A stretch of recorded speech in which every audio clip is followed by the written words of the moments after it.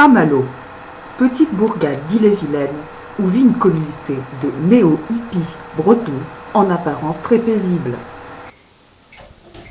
C'est dans cette agréable bâtisse coquette qu'ils goûtent ensemble depuis maintenant plus de 2 ans les joies des plaisirs quotidiens.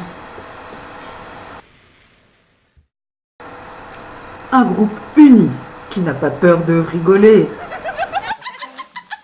de plaisanter même, dans un climat chaleureux et bon enfant où le maître mot est amitié. On passe peut-être au four là.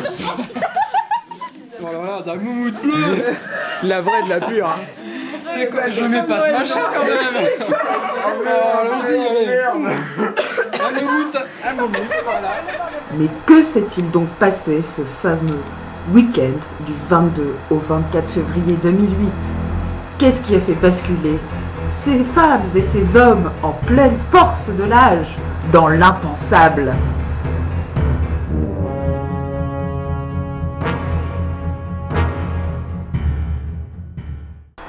En effet, derrière cette façade pour le moins idyllique se cache en fait une terrible réalité, glaçante, effrayante, inhumaine.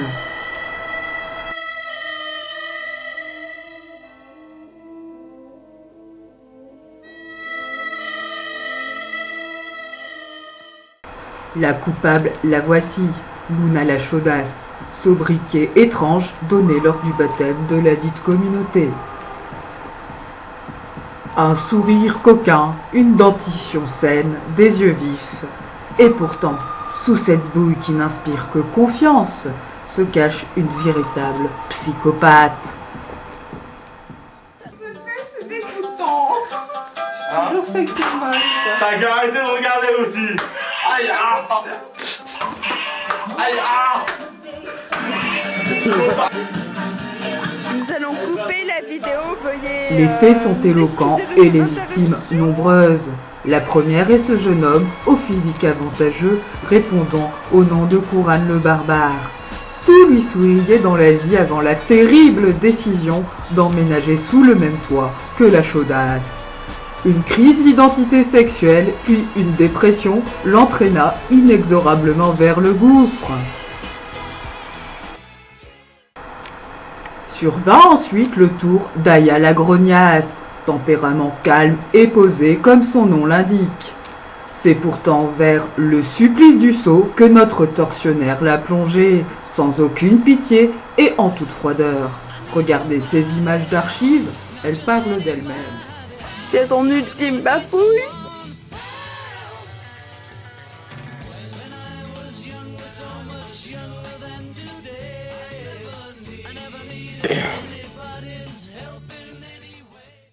La troisième victime, Aek le pochetron, garçon sociable et rigolard au naturel, a été quant à lui catapulté dans la spirale infernale des crises de jurons violents, pour finir muré dans un placard par peur sans doute des sévices de la chaudasse. Quoi? Hein? Puis il y a également Lial la folasse.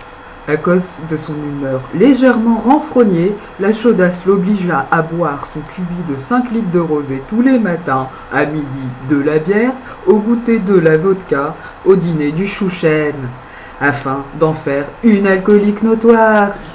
Un carnage. Il y a de l'alcool dedans? Non. Pas son genre. Pas du tout, il y a la moitié. Non. Mais je suis Trois quarts d'heure. enrhumée même. Anna est une alcoolique anonyme, racontez-nous. Non, elle est pas anonyme, c'est ça. Et voici, sans doute, son ultime victime. Quentin dit Radial la bafouille. Un acharnement quotidien et lancinant lui fut imposé. Je vous laisse admirer. Aïe ah. Là, ah. Aïe. Arrête. Allez, bouge Aïe. tes fesses. Ah putain. Ah. Aïe. Tu fais mal. Ah mais. Avance. En fait.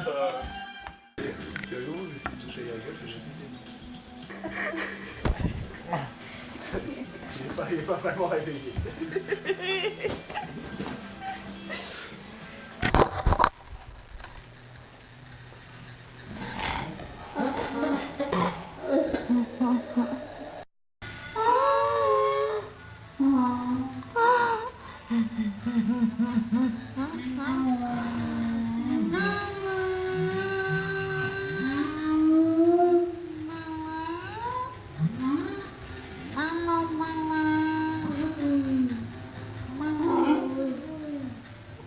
Dimanche 24 février 2008, à 23h69 et 114 secondes exactement, le drame eut lieu.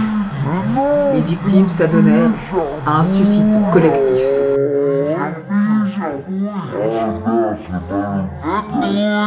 Ah,